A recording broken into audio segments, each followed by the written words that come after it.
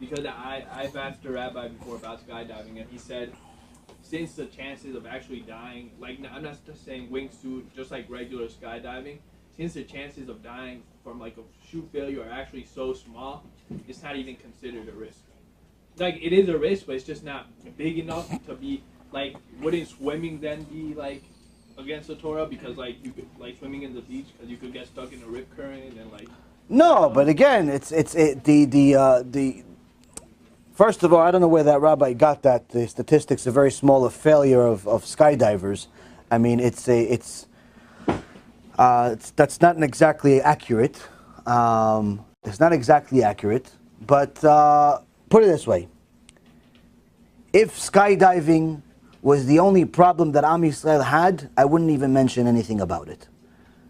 I wouldn't mention anything about it. I tell all you guys, you know what, guys, let's go skydiving.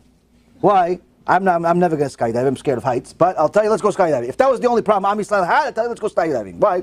Yeah, we'll take a risk. But the reality is this is the smallest problem we have. Why am I mentioning all this elaborate stuff? Because you have to know that there's a rule. There's a value of a life. And you're not allowed to endanger it for nonsense, just to get a rush. You're not allowed to endanger it for no reason. Why?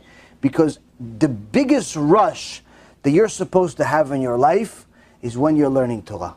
You're not supposed to get a rush from something external, such as jumping off of mountains, doing wheelies on bicycles and bikes and so on. It's good. You can have a good time. You can go climb a mountain. You can go rafting. You can do all that stuff. Have fun. But don't do something that's outright dangerous and literally depends on a miracle.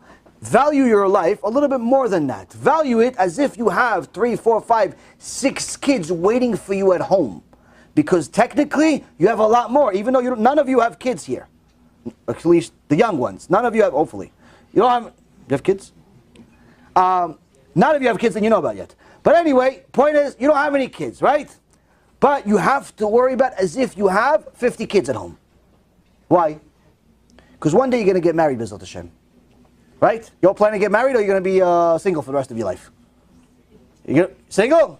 Okay, so everybody except him. You're going to get married one day? Okay, one day you're going to get married. B'ezrat Hashem, you're going to get married. B'ezrat Hashem, you're going to have more than just a dog. You're going to have kids, right? 2, 3, 4, 5, 17 kids. You're going to have something, right? Now, those kids are going to have kids.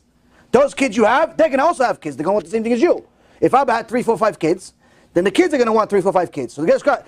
Those 3 kids, they're going to turn into 9 kids. Those 9 kids, 27 kids. Those 27 kids, to 90 kids, and so on and so forth. Guess what? You have 500 kids. You go up to Shemaim, all the mitzvot of all those 500 kids, all the avirot, depending on how you led them, depending on how you influenced them, they'll count for you.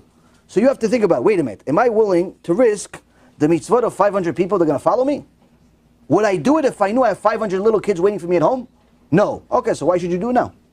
That's in essence the mindset of somebody that is trying to stick to what HaKadosh Baruch Hu wants.